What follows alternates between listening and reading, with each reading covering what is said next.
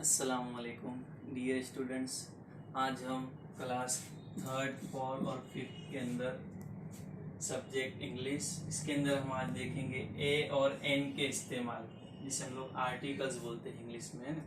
लेकिन हमें आज देखना है सिर्फ ए और एन के इस्तेमाल, कि कहाँ कहाँ ए और एन का यूज़ किया जाता है। ठीक है, आप लोगों को पता ही है, जो हम ABCD पढ़ते हैं A to Z, है ना, उसके अंदर टोटल कितने अल्फ़ाबेट्स होते हैं सबको पता ही होगा। उसके अंदर टोटल 26 अल्फ़ाबेट्स होते हैं, है ना। लेकिन उसमें से कुछ अल्फ़ाबेट्स ऐसे हैं जिसे वोवेल्स बोलते हैं, और वो टोटल 5 होते हैं। कितने होते हैं? 5।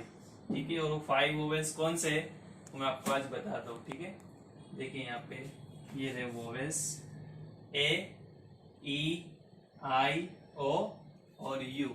ये टोटल 5 वोवेल्स है, ये आपको याद रखना है। और जो बाकी के बच्चे 21, उसको बोला जाता है कॉन्सोनेंट्स। ठीक है, अब हम देखते हैं कि इसका यूज कहाँ किया जाता है। आप लोग को एक चीज याद रखनी है कि जहां कहीं पर भी वोवेल दिखाई दे, A, E, I, O, U दिखाई दे फर्स्ट के अंदर, वहां पर आपको लगाना है एन।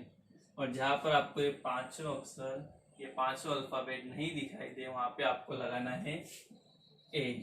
ठीक है, जैसे मैं आपको एग्जांपल्स करके दिखाता हूँ। यहाँ देखिए एग्जांपल्स, यहाँ पे एलिफेंट है।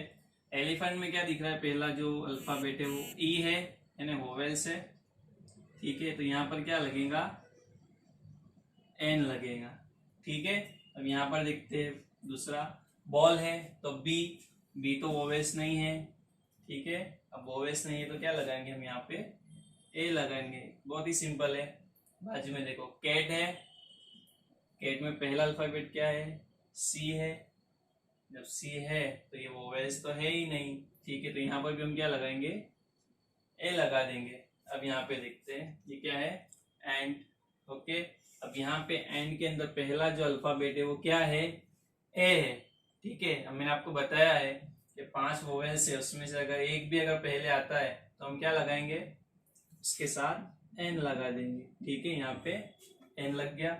अब डॉग, डॉग में पहला अल्फाबेट क्या है? डी है, वोवेल्स नहीं है, तो क्या लगेगा?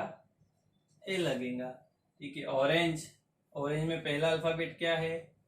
ओ आई, ओ है ना, ओ आ गया, तो यहाँ क्या लगाएंगे हम?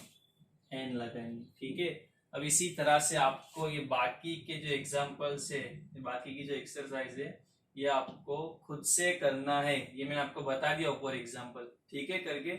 अब आपको ये एग्जाम्पल्स करके आपकी नोटबुक में अच्छी तरह से लिखना है, और जिसका भी लिखना हो जाइए उसका आपको फोटो खींचकर आपको व्हाट्सएप ग्रुप के अंदर भेज देना है। ठीक है, थैंक यू।